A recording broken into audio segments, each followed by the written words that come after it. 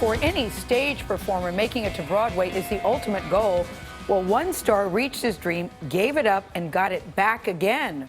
Writer and actor Jamie Wax is our newest CBS This Morning contributor. Jamie, good morning and welcome. Good morning, Gail. Thanks. In the current Broadway season, there is no show hotter than Kinky Boots, and no performance more electrifying than Billy Porter as Lola. But Porter's journey to that role is a drama of its own. Actor Billy Porter will tell you the part of Lola in Kinky Boots is the role of his life.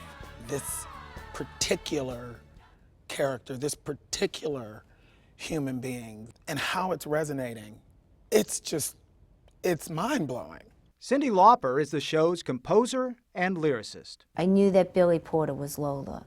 I just knew it. I always feel like fate brought us all together to tell this story. A life of broken heels got you down. Kinky Boots is a comeback tale of succeeding against the odds. So is Porter's story. The talent has always been there. He started singing in church as a small child. By the mid-90s, when Porter was in his 20s, he'd gotten a record deal and was stealing the show as the teen angel in the Broadway revival of Grease. From the outside, Billy Porter appeared to be soaring. So you're at the height of success, and you walked away from it. I did. Was there a moment you can trace back to where you said, I'm done with this? There were several. One of them was being in the revival of Grease. I became a clown. You know, I wore 14 inches of orange rubber hair on my head in a spacesuit for a year. So he did the unthinkable for a young, successful actor. He quit the business. It's the disconnect from the humanity that I had a problem with. He began to teach and to write. He went on what he calls a journey for truth. It's a fight Porter had waged before, growing up gay in a devoutly religious community in Pittsburgh. His mother, a church-going woman, never stopped supporting her son. God said that we're supposed to love unconditionally. So I love you unconditionally.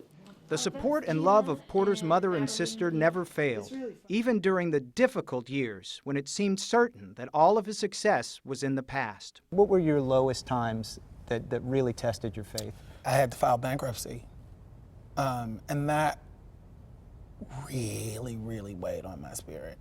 At his darkest hour, Porter met producer Susie Dietz and her husband, who stepped in to help in a most remarkable way. They kept me single-handedly, I would say, kept me afloat for a very long time. Paid your bills because they believed in you, right?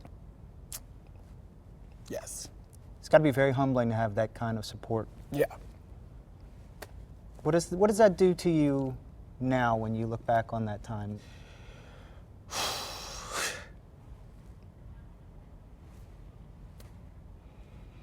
It's grace.